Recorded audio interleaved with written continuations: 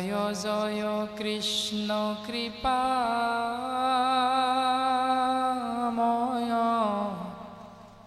মহেশ্বৰ যাৰ আজ্ঞাহিৰে বহে ব্ৰহ্মা হৰিহৰ মৎস্য কুৰ্ময়াদি অংশ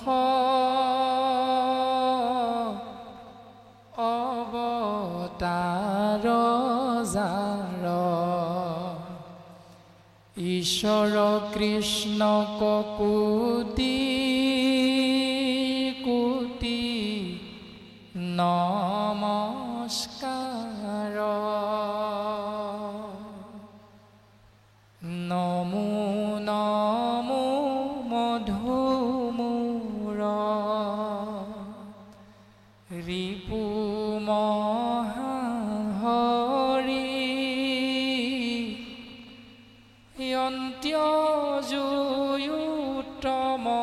য়ন্ত্যজুয়ুতময়াতি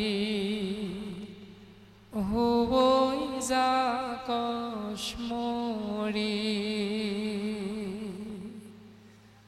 সমস্তে জগত উদ্ধাৰক যাৰ নাম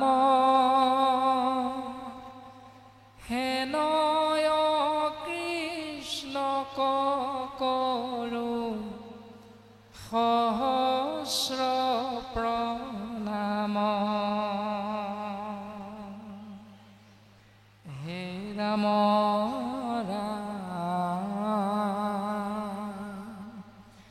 প্ৰভু ভগৱন্ত ভকতৰ নৱ নিধি হৰিক স্মৰণে আৰম্ভৰ হোক সিদ্ধি পৰীক্ষিত মুখ কথা দ্বাদশ স্কন্ধৰ কৃষ্ণৰ চৰণে ভনে কিংকৰ কৃষ্ণৰ ৰাম প্ৰথম স্কন্ধৰ পৰা দ্বাদশ পৰ্যন্তে কহিলা ৰাজাত মহা মুনীন্দ্ৰ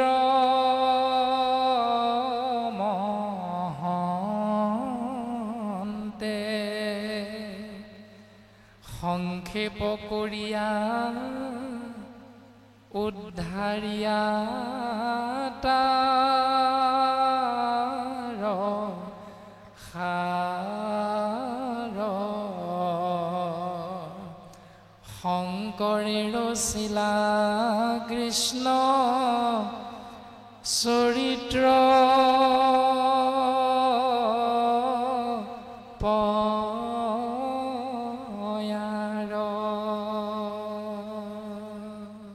যিটো মহামতী গুৰুজনে হৰিভক্তি পন্থ উপদেশ দিয়া দুসময় সংসাৰৰ পাৰ কৰে হেনয় পৰম গুৰু ঋণ খুজি বাক প্ৰতি জানানিষ্ট অন্যত্ৰ উপায় নাহি অঞ্জলিত পৰে অন্যত্ৰ উপায় নাহি অঞ্জলিত পৰে যিজনা গুৰুৱে আমি সমস্ত জীৱক এই সংসাৰৰ পৰা পাৰ হৈ যাব পৰা মাৰ্গ দৰ্শন কৰাইছে সেইজনা জগতগুৰু পৰম গুৰু হ'ল শ্ৰীমন্ত শংকৰদেৱ। কৃপালু শ্ৰীমন্ত শংকৰদেৱ পৰম গুৰুজনাৰ অভয় চৰণত সমস্ত জীৱৰ মংগলৰ অৰ্থে পুনশ্চবাৰ ভক্তিৰ সেৱা অৰ্পণা কৰা হৈছে। জয় গুৰু শংকৰ কৃষ্ণ। সবাৰ আমি মহামূৰ্হমতিৰ ওপৰতে দায়িত্ব আহি পৰিছে। আমি সৰ্বপ্ৰথমেই সেৱা নিবেদন কৰিব বিচৰা হৈছে। বৰ্তমান আপোনাসবৰী জুনিয়ৰ কলেজ ভাগিত বিজ্ঞান, বাণিজ্য, কলা আদি বিভিন্ন বিষয়েৰে শিক্ষাগুৰুসকলে পাঠ দান কৰি আছে, জ্ঞান বিতৰণ কৰি আছে। কিন্তু আজি আমি মহামূৰ্হমতিক যে দায়িত্ব অৰ্পণ কৰিছে, আমি কিন্তু সিমানৰ পাত্ৰ নহয়। কিয় কোৱা হৈছে আপোনাসবে জানে যে ভাগৱত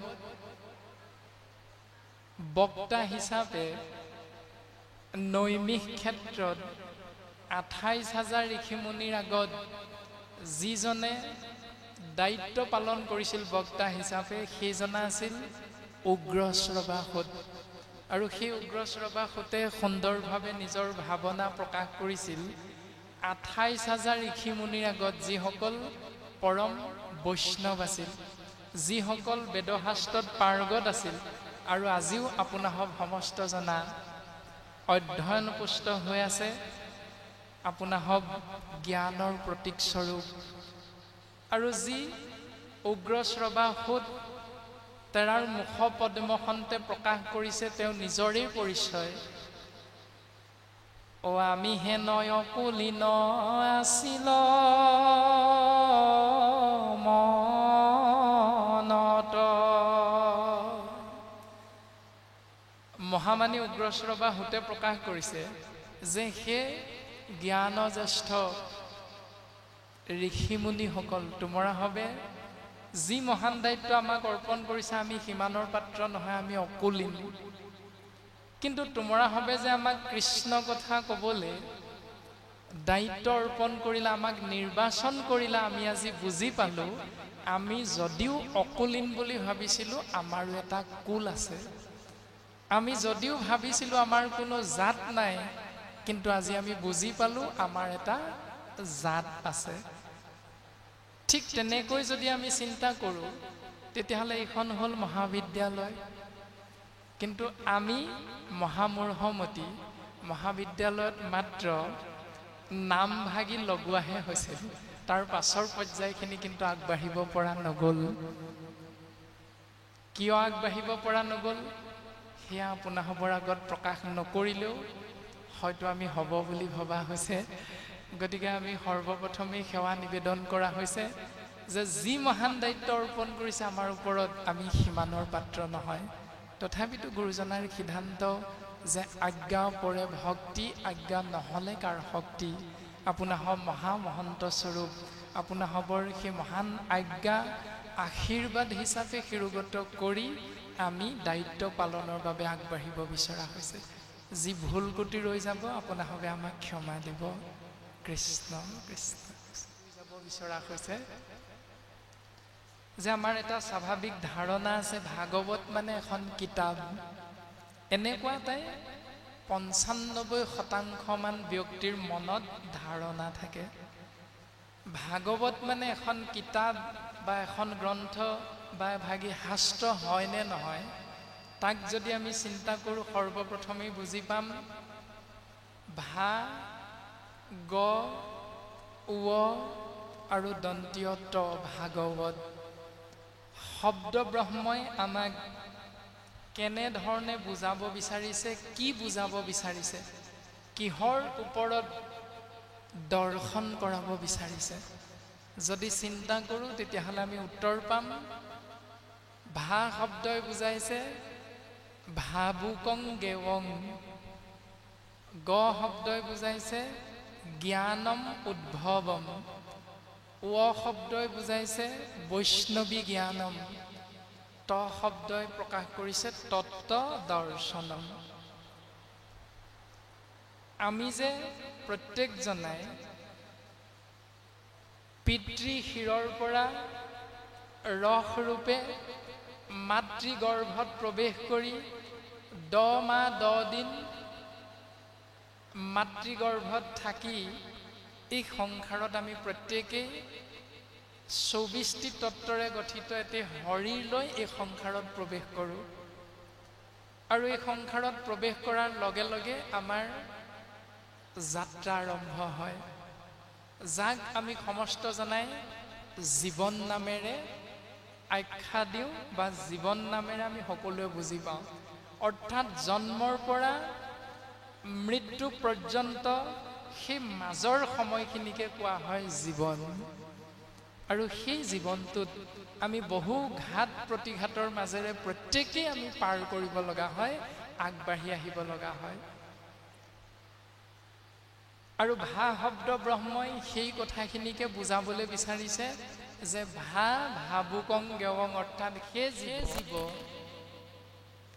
যি কৰিবা, যি গ্ৰহণ কৰিবা,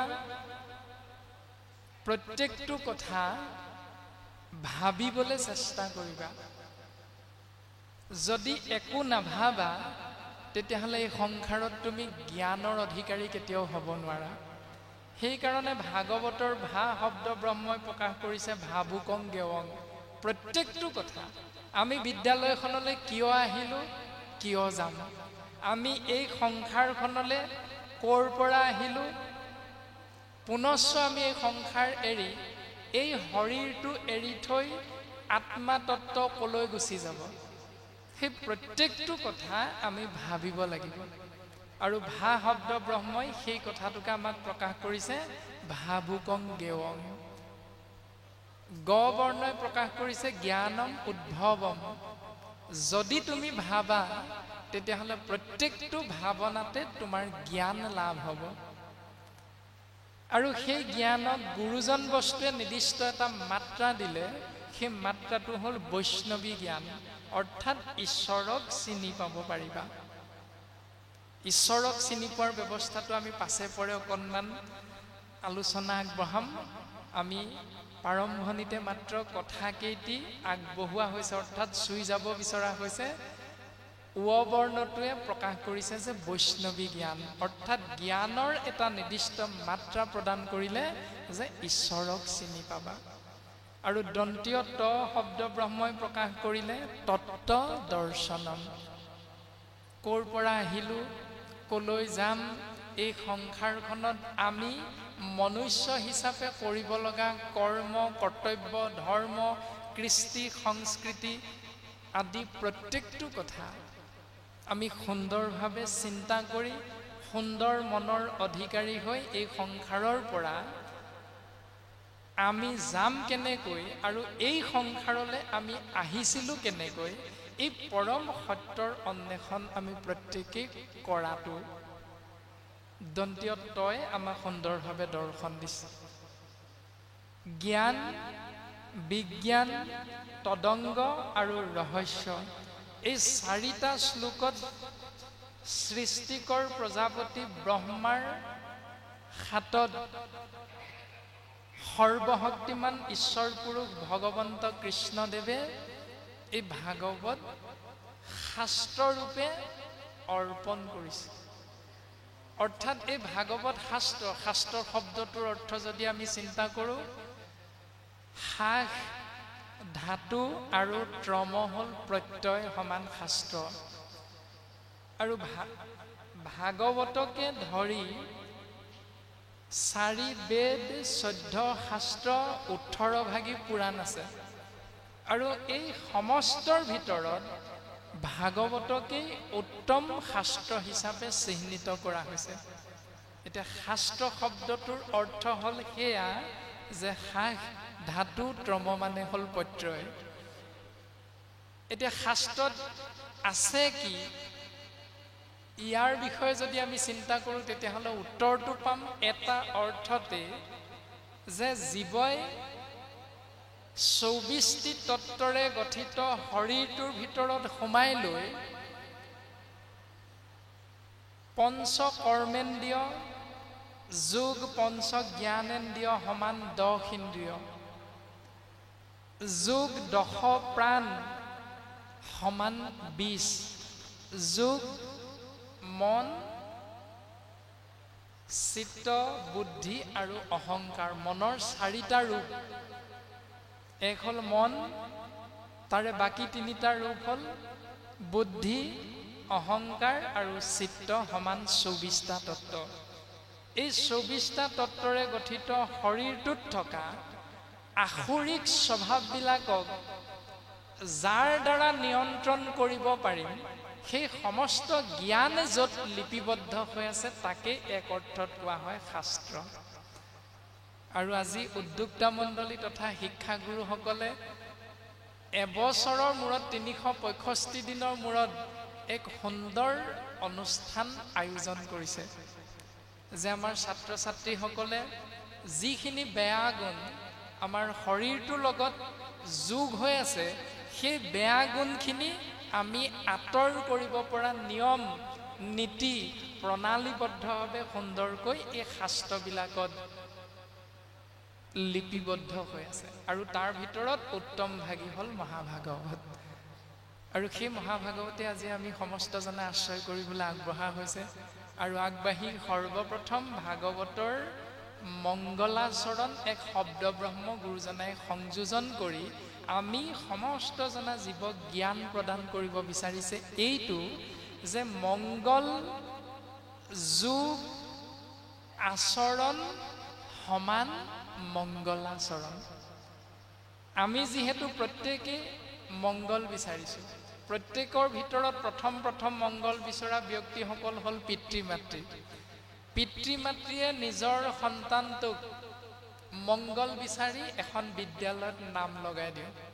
মংগল কি, কামনা কি, ডাঙৰ হৈ আমাৰ সন্তানটিয়ে ডাক্তৰ হওক, ইঞ্জিনিয়াৰ হওক, শিক্ষক শিক্ষয়িত্ৰী হওক, শিক্ষা আশ্ৰয় কৰি জ্ঞান অৰ্জন কৰি বিদ্যা লাভ কৰি। এইটো প্ৰত্যেক পিতৃ মাতৃৰ এটা সপোন, ইচ্ছা, হেঁপাহ।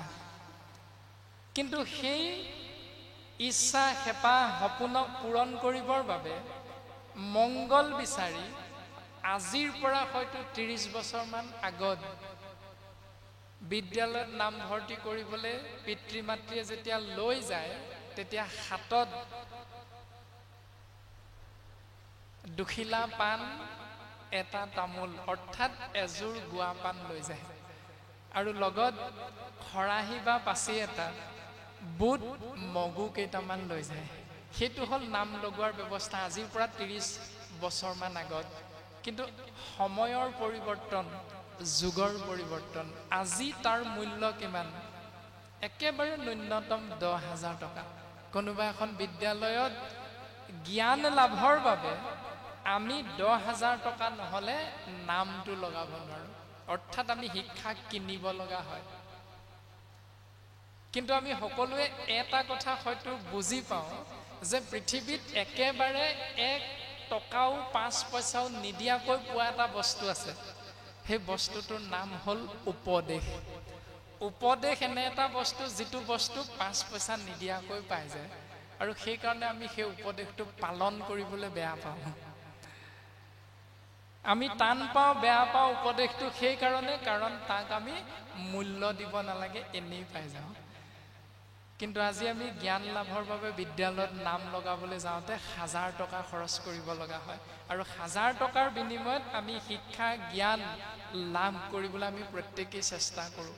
অকল চেষ্টা কৰিলে নহ'ব, গুৰুজনে আমাক সিদ্ধান্ত দিছে যে আমি যিহেতু নিজৰ মংগল বিচাৰিছোঁ, সমাজৰ মংগল বিচাৰিছোঁ, ইষ্ট মিত্ৰ কুটুম্ব বংশ পৰিয়াল সমস্ত জনাৰে আমি মংগল বিচাৰিছোঁ, তেতিয়াহ'লে মংগল পাবলৈ হ'লে আমি যোগ কৰিব লাগিব আমাৰ 24টা তত্ত্বৰ লগত আচৰণটো। সেই আচৰণবিলাক, নীতি নিয়মবিলাক শাস্ত্ৰই আমাক সুন্দৰভাৱে দাঙি ধৰিছে, আৰু শাস্ত্ৰৰ মাধ্যমেৰে আমি সেইবিলাক চিন্তা কৰাটো অতীৱ প্ৰয়োজন। ইয়াকে কোৱা হৈছে মংগলাচৰণ, মংগল যোগ আচৰণ। আৰু সৰ্বপ্ৰথমে মংগলাচৰণৰ বিষয়বস্তু দাঙি ধৰিবলৈ গৈ গুৰুজনে আমাক দৰ্শন কৰালে যে বিশ্ব ব্ৰহ্মাণ্ডখন ধৰি ৰখা কোনো এক অদৃশ্য শক্তি আছে। সেই অদৃশ্য শক্তিটোক আমি প্ৰত্যেকেই এটা শব্দৰে নামাকৰণ কৰোঁ। সেই শব্দ ব্ৰহ্ম হ'ল নিৰাকাৰ। এতিয়া নিৰাকাৰ মানে আমি স্বাভাৱিকতে এটাই মনলৈ আহে, যাৰ কোনো আকাৰ নাই তাকে নিৰাকাৰ বুলি কয়। এইটোৱে আমি সমস্ত জনাৰে হয়তো মনত খোপনি পুতি লয়। কিন্তু নিৰাকাৰ মানে একো নোহোৱা নহয়। নিৰাকাৰ মানে তত্ত্বটো আছে, কিন্তু তাক আমি আমাৰ এই চকু দুটাৰে দেখা পোৱা নাযায়। অৰ্থাৎ নিৰাকাৰ শব্দ ব্ৰহ্মৰ অৰ্থ হ'ল যোগ আকাৰ সমান নিৰাকাৰ। নিৰ মানে হ'ল পানী। পানীৰ যিটো আকাৰ, সেই অদৃশ্য শক্তি তত্ত্বটোৰ আকাৰটো হ'ল তেনেকুৱা। পানী যি পাত্ৰতে আপুনি মই ৰাখি দিম, পানীয়ে সেই পাত্ৰৰে আকাৰ লয়। সেয়াই হ'ল সৰ্বশক্তিমান ঈশ্বৰ, পুৰুষ ভগৱান তত্ত্ব। সেই অদৃশ্যমান শক্তি নিৰাকাৰ তত্ত্বক গুৰুজন বস্তুৱে সগুণ সাকাৰ ৰূপত দৰ্শন কৰাইছে। আৰু সেই সগুণ সাকাৰ ৰূপত দৰ্শন কৰাবলৈ গৈ গুৰুজন বস্তুৱে সৰ্বপ্ৰথম জয় জয়কাৰ ঘোষণা কৰিছে, জয় জয় কৃষ্ণ কৃপাময় মহেশ্বৰ। জয় জয়। আমি সকলোৱে সংস্কৃতিৰ লগত পৰিচয় হৈ আছো। গুৰুজনাৰ অপূৰ্ব সৃষ্টি ভাওনা আমি প্ৰত্যেকেই কম বেছি পৰিমাণে বুজি পাওঁ।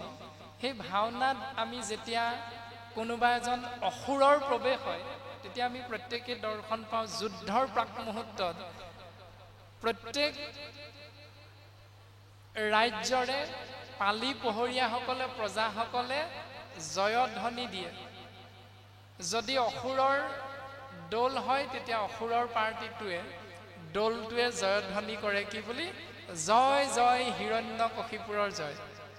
আকৌ যদি দেৱতাৰ পাৰ্টি হয়, দেৱতাৰ দৌল হয়, তেতিয়াহ'লে দেৱতাৰ দৌলৰ সেইসকলে জয়ধ্বনি কৰে কাৰ? জয় জয় দেৱৰাজ ইন্দ্ৰৰ জয়। আৰু আমাৰ কৃপালু শ্ৰীমন্ত শংকৰদেৱ গুৰুজনাই এজনৰ জয় জয়কাৰ ঘোষণা কৰিছে, যিজন সমস্তৰে ঊৰ্ধ্বত, যিজন সৃষ্টি স্থিতি আৰু প্ৰলয়ৰ গৰাকী বুলি কোৱা হৈছে, যিজন সৰ্বশক্তিমান, সেইজনাৰ নাম ব্ৰহ্ম হ'ল কৃষ্ণ। আৰু সেই কৃষ্ণ তত্ত্ব কেনেকুৱা বুলি কৈছে? বিশেষ্য বিশেষণ সুন্দৰভাৱে প্ৰকাশ কৰিছে। কৃপাময় কৃপাৰ সাগৰ, দয়াময় দয়াৰ সাগৰ, কৰুণাময় কৰুণাৰ সাগৰ। তাৰ পাছত মহেশ্বৰ শব্দ ব্ৰহ্মেৰে বিভূষিত কৰিছে। মহেশ্বৰ শব্দ ব্ৰহ্ম আপোনাসৱ সমস্ত জনাই কম বেছি পৰিমাণে বুজি পায় যে ব্যাকৰণত আমি এটা বস্তু পাইছিলোঁ যে সন্ধি ভাঙা আৰু পাতা। সেই সন্ধি বিষয়বস্তুটো যদি আমি চিন্তা কৰোঁ, তেতিয়াহ'লে মহেশ্বৰ শব্দ ব্ৰহ্মৰ সন্ধি যদি ভঙা যায়, তেতিয়াহ'লে আমি উত্তৰটো পাম আ যোগ দীৰ্ঘই সমান এ। এনেধৰণে আমি সন্ধিত প্ৰত্যেকেই কম বেছি পৰিমাণে আমি জ্ঞান লাভ কৰি আহিছোঁ। আৰু সেই আ যোগ দীৰ্ঘই সমান এ, সেই ব্যাকৰণৰ সন্ধিৰ সূত্ৰটো বৰ্তমান মহেশ্বৰ শব্দ ব্ৰহ্মত গুৰুজনাই সুন্দৰভাৱে দৰ্শন কৰিছে। মহেশ্বৰ শব্দ ব্ৰহ্মৰ সন্ধি ভাঙিলে মহা যোগ ঈশ্বৰ সমান মহেশ্বৰ হ'ব। অৰ্থাৎ প্ৰথম শব্দ ব্ৰহ্ম হ'ল মহা, অন্তাক্ষৰ অৰ্থাৎ শেষৰ বৰ্ণটো হ'ল আ, যোগ ঈশ্বৰ দ্বিতীয় শব্দ ব্ৰহ্মৰ আদ্যাক্ষৰ অৰ্থাৎ প্ৰথম ব্ৰহ্ম বৰ্ণটো হ'ল দীৰ্ঘই। সেইকাৰণে আ যোগ দীৰ্ঘই সমান এ, মহাযোগ ঈশ্বৰ সমান মহেশ্বৰ হৈছে। আৰু গুৰুজনে এনেধৰণে সুন্দৰভাৱে আমাক দৰ্শন দি সেইজন সৰ্বশক্তিমান নিৰ্গুণ নিৰাকাৰ কৃষ্ণ তত্ত্বৰ জয় জয়কাৰ ঘোষণা কৰিছে। আৰু সেইজন কৃষ্ণ সগুণ সাকাৰ ৰূপত আমি যদি চিন্তা কৰোঁ, তেতিয়াহ'লে আমি এটা নামেৰে প্ৰত্যেকেই বিভূষিত কৰোঁ, সেয়া হ'ল ভগৱান। এতিয়া ভগৱান মানে কি বুলি আমাৰ মনলৈ চিন্তা হ'লে আমি কি উত্তৰ পাম? ভ মানে হ'ল ভূমি, গ মানে হ'ল গগন, উ মানে হ'ল বায়ু, আ মানে হ'ল অগ্নি বা অনল, ন মানে হ'ল নীৰ। এতিয়া ভ মানে ভূমি, ভূমি মানে কি? মাটি বা পৃথিৱী। গ মানে হ'ল গগন, গগন মানে হ'ল আকাশ। উ মানে বায়ু, আ মানে অগ্নি বা অনল, অৰ্থ একেটাই। আৰু ন মানে হ'ল নীৰ, নীৰ মানে হ'ল পানী। অৰ্থাৎ পঞ্চতত্ত্ব আছে, মাটি, পানী, বায়ু, অগ্নি, আকাশ। এই পঞ্চতত্ত্বৰে বিশ্ব ব্ৰহ্মাণ্ডখন গঠিত। ইয়াত বিজ্ঞান জড়িত হৈ আছে, সুন্দৰভাৱে আমি প্ৰত্যেকেই বুজি পাওঁ।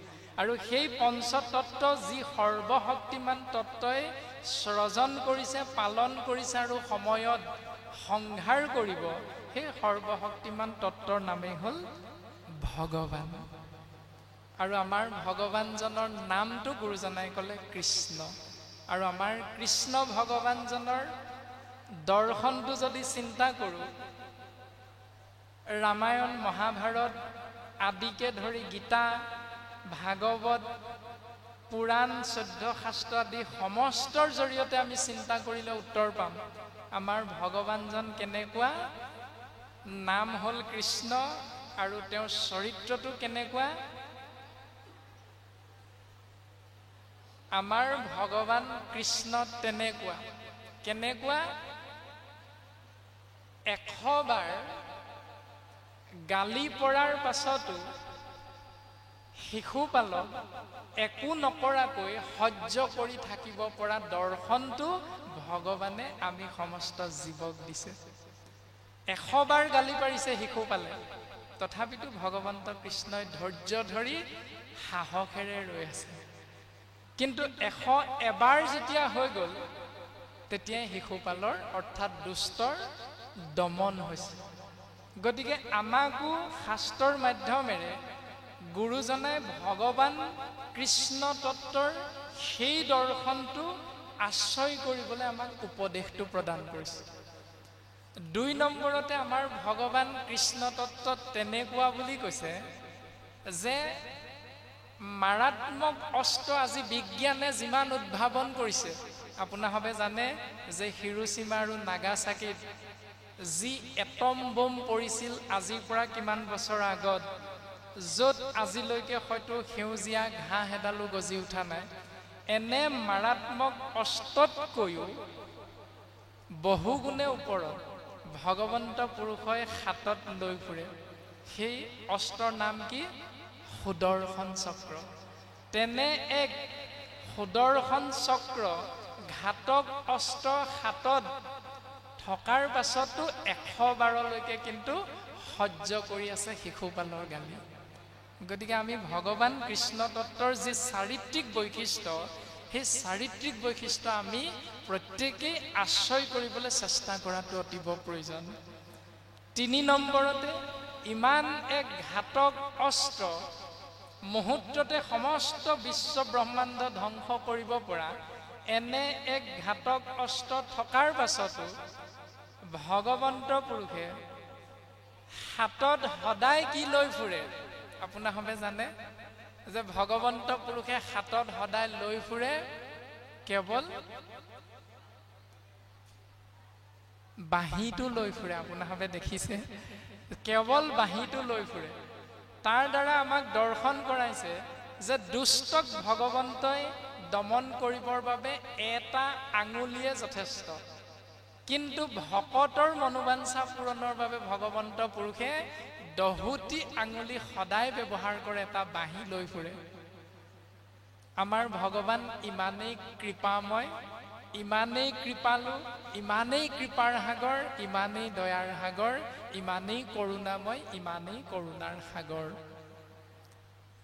আমাৰ ভগৱান কৃষ্ণ তত্ত্ব বিশ্ব ব্ৰহ্মাণ্ডৰ গৰাকী হৈও, সমস্ত ঐশ্বৰ্যৰ গৰাকী হৈও তেওঁৰ বন্ধু আছিল কিন্তু দৰিদ্ৰ দুখীয়া ছাল ছিগা ভিকহু বুলি ক'লেও ভুল কোৱা নহ'ব, দামোদৰ বিপ্ৰ তেওঁৰ কিন্তু বন্ধু আছিল। আমাৰ বন্ধু কোন? আমি ক'ত থাকো? ভগৱন্ত পুৰুষে সমস্ত ঐশ্বৰ্যৰ গৰাকী হৈও, সমস্ত বিশ্ব ব্ৰহ্মাণ্ডৰ গৰাকী হৈও তেওঁ কিন্তু হ'বলৈ ভাল পাইছিল অৰ্জুনৰ ৰথৰ সাৰথি। কিন্তু আমি ক'ত থাকো? AC ৰুমত সোমাই থাকো। থাকিও আমাৰ চৰিত্ৰ, আমাৰ স্বভাৱ, আমাৰ ভাৱনা, আমাৰ ভাষা কেনেকুৱা শাস্ত্ৰই হ'বলৈ কৈছে আৰু আমি কেনেকুৱা হৈ আছো, সেইজন ভগৱানকে আমি সদায় কিন্তু চিন্তা কৰোঁ। আৰু গুৰুজনাই সেইজনা ঈশ্বৰ পুৰুষক চিন্তা কৰিলে জীৱৰ পৰম কল্যাণ হ'ব বুলি আমাক সৰ্বপ্ৰথম মংগলাচৰণৰ জৰিয়তে সিদ্ধান্ত দিলে। আৰু তাৰ কাৰণে আমি সৰ্বপ্ৰথম চিন্তা কৰিব লাগিব যে নমো নমো মধুমূৰ ৰিপু মহাহৰি, অন্ত্যজু উত্তম আতি হৈ যাক স্মৰি।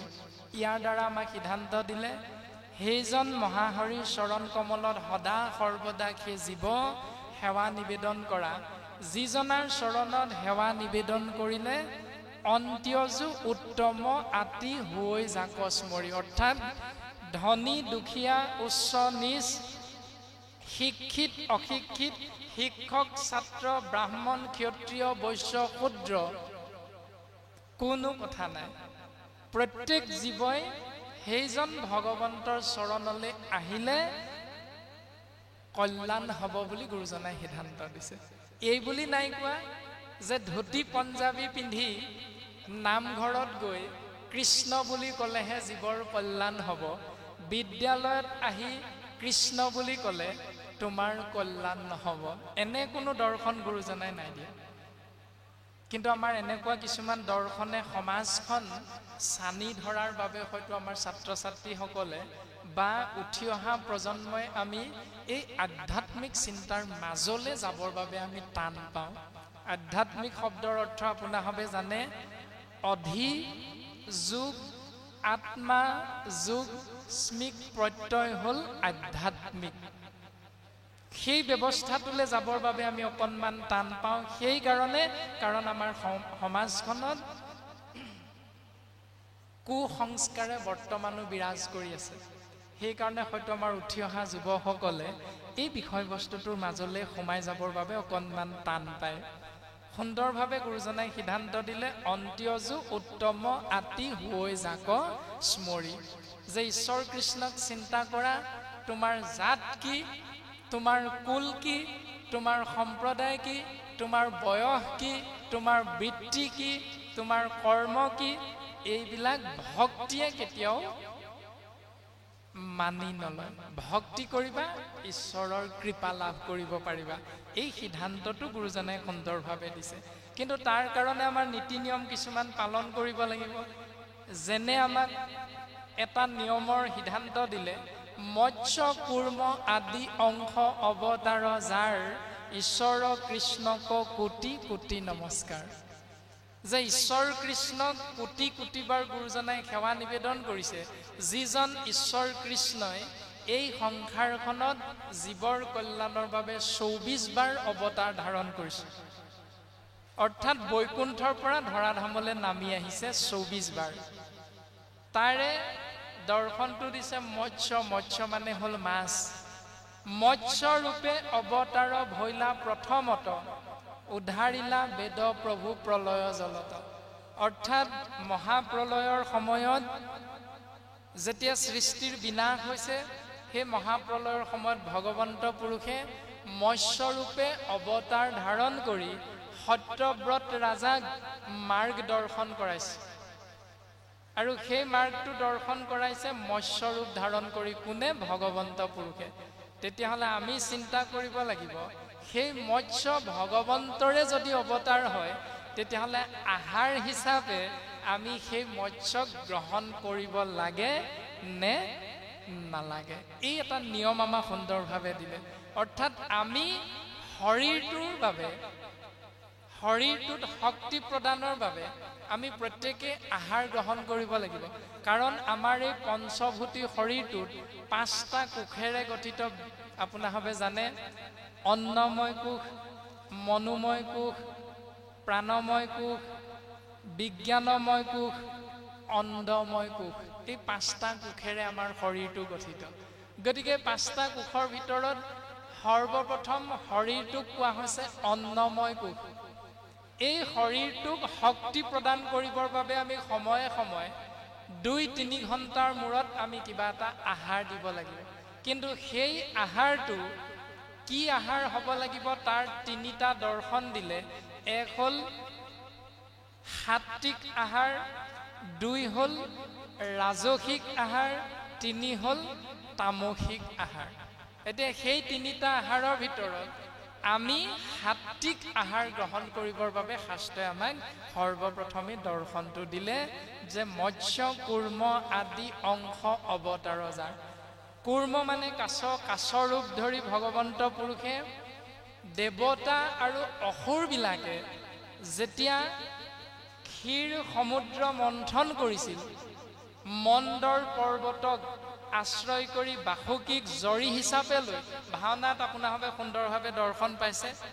আৰু সেই সাগৰ মন্থন কৰোঁতে তাৰ পৰা কি কি বস্তুৰ উৎপত্তি হৈছে আৰু একেবাৰে শেহত কিহৰ উৎপত্তি হৈছে আপোনালোকে জানে কম বেছি পৰিমাণে। গতিকে কুৰ্মৰূপে ভগৱন্ত পুৰুষে সেইখিনি মুহূৰ্তত দেৱাসুৰক সেই কাৰ্যটোত সহায় কৰিছিল। অৰ্থাৎ আমাক এইটোৱে দৰ্শন দিছে সত্য ৰূপটো যে সমস্ত ভূততে ব্যাপী আছো মই হৰি, সবাকো মানিবা বিষ্ণু বুদ্ধি কৰি। অৰ্থাৎ ভগৱন্ত পুৰুষ আত্মাৰূপে সমস্ততে আছে। সেই সমস্ততে থকা প্ৰকাৰ কেইটা হ'ল ছেদজ, অণ্ডজ, উদ্ভিদজ আৰু জৰায়ুজ। অৰ্থাৎ উৰণ, বুৰণ, গজন আৰু ভ্ৰমণ। এই 4 মুঠি জীৱ ভাগ হৈ আছে আৰু তাৰ ভিতৰত আমাক অৰ্থাৎ মনুষ্যক শ্ৰেষ্ঠতম জীৱ হিচাপে শাস্ত্ৰই প্ৰশংসা কৰিছে।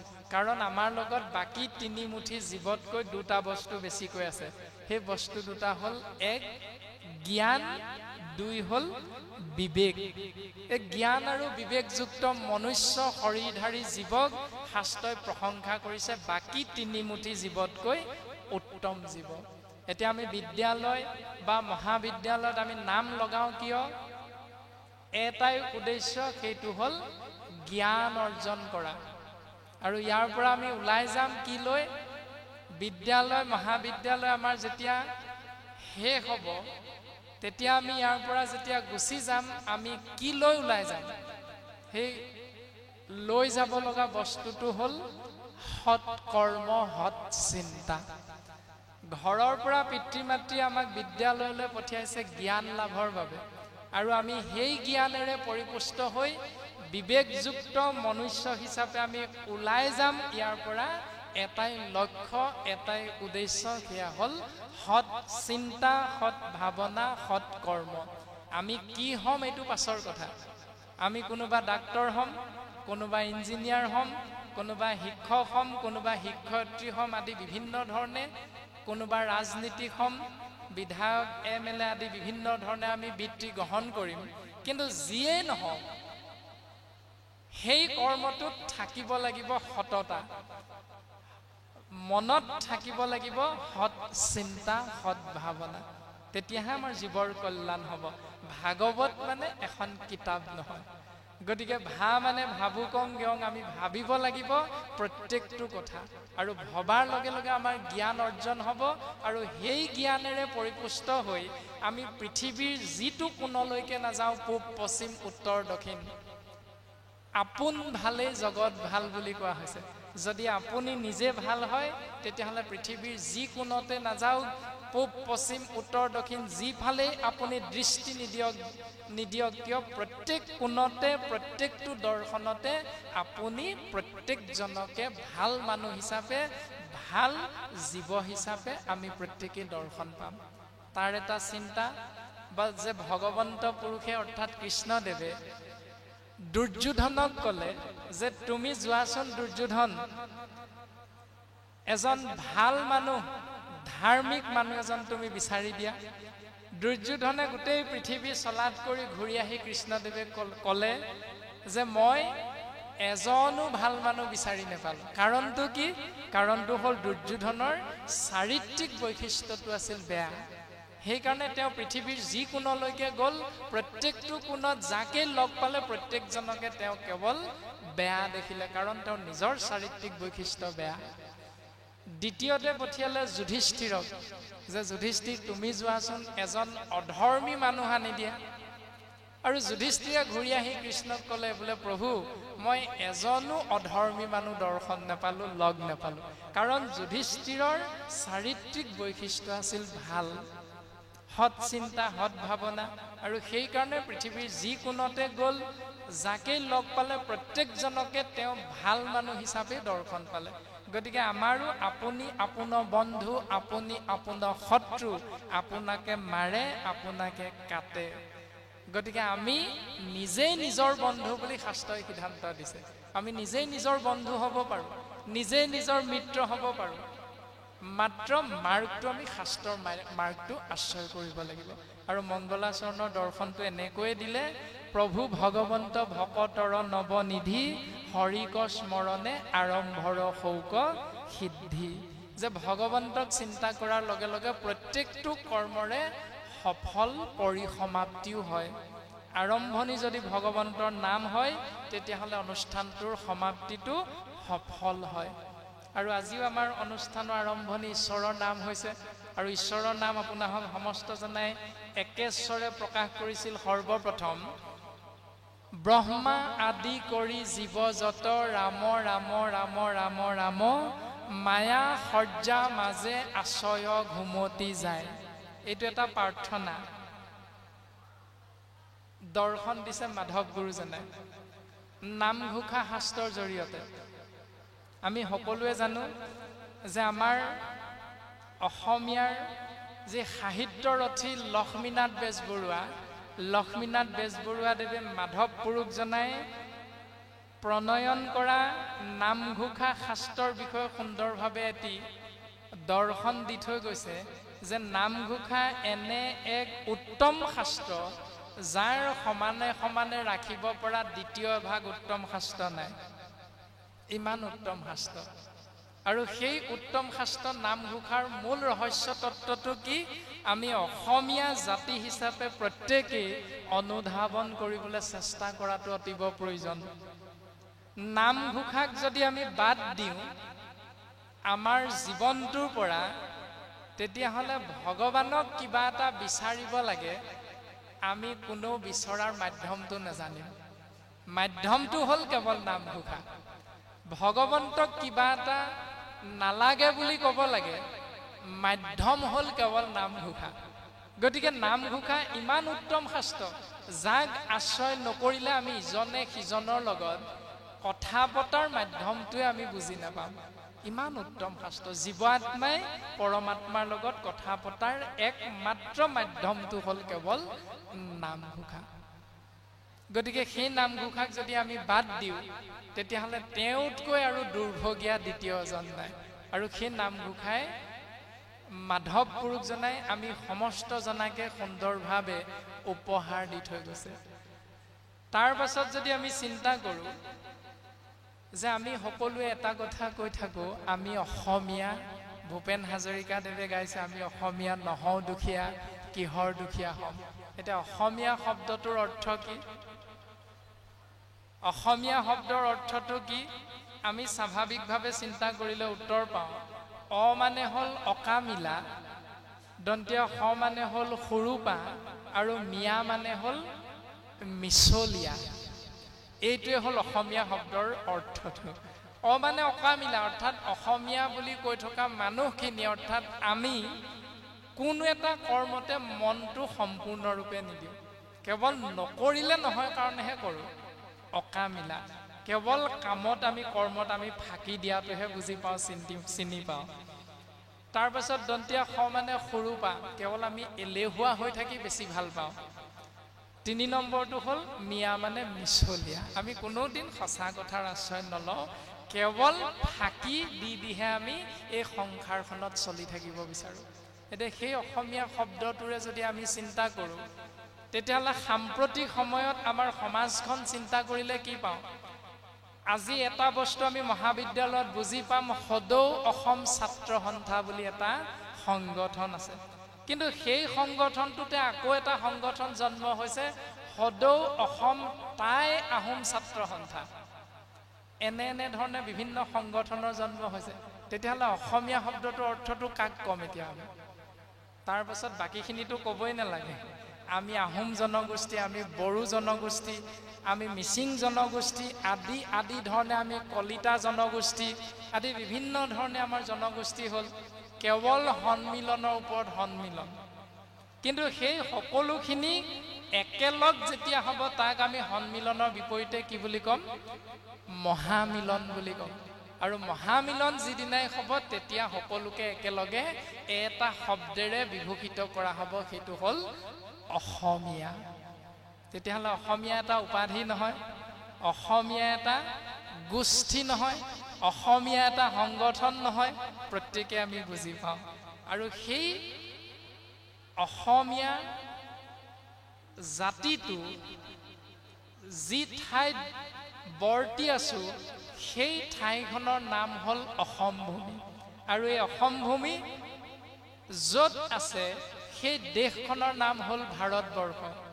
অৰ্থাৎ ভাৰতৰে পূৰ্ব দিশত সূৰ্য উঠা দেশ অসম আমাৰ ৰূপহী গুণৰো নাই শেষ। সুন্দৰভাৱে গানৰ জৰিয়তে ভূপেন হাজৰিকাদেৱে গাই থৈ গৈছে যে ভাৰতবৰ্ষৰ পূব দিশত অসম নামৰ এক পুণ্যভূমি আছে, যিখন সুজলা সুফলা শস্য শ্যামলা। গতিকে এই অসম পুণ্যভূমি এই কাৰণে, কাৰণ ইয়াত ভগৱন্ত পুৰুষে গুৰুৰূপে শংকৰ নাম লৈ জন্মগ্ৰহণ কৰি জীৱক কল্যাণৰ মাৰ্গটো জাতি ধৰ্ম বৰ্ণ ভাষা নিৰ্বিশেষে শিক্ষিত অশিক্ষিত গাঁৱলীয়া নগৰীয়া সমস্তজনকে সুন্দৰভাৱে দৰ্শন দিছে। আৰু প্ৰমাণটো আপোনাসৱে পাইছে। আজি আমাৰ আপোনাসৱৰ এই কলেজৰ যিজনা প্ৰধান, সেই প্ৰধান প্ৰভুজনাই আজিৰ দিনটোত এই সমাজ ব্যৱস্থাটোত কিন্তু অন্য দিনা নিজৰ কক্ষত থকাৰ দৰে উচ্চ আসনত আসনাধিষ্ঠ হোৱা নাই। এইটোৱে গুৰুজনাৰ একেবাৰে সুন্দৰ দৰ্শনটো, যে তেওঁ অন্য দিনাও প্ৰধান, আজিও প্ৰধান। কিন্তু অন্য দিনা যি ধৰণে নিজৰ কোঠাটোত এখন উচ্চ আসনত বহি থাকে, আজি কিন্তু তেওঁ সমস্ত ছাত্ৰ ছাত্ৰী তথা আমি সমস্তৰ লগত একেলগে সমান আসন এখনত আসনাধিষ্ঠ হৈ আছে। গুৰুজনাৰ দৰ্শনটো এইটোৱে, যিমানেই উচ্চ নহওক সমস্তৰ কাৰণে একেখন আসন একে পৰ্যায়তে আসনাধিষ্ঠ হ'ব পৰা সমাজ এখন গুৰুজনাই আমাক সুন্দৰভাৱে দৰ্শন দি থৈ গ'ল।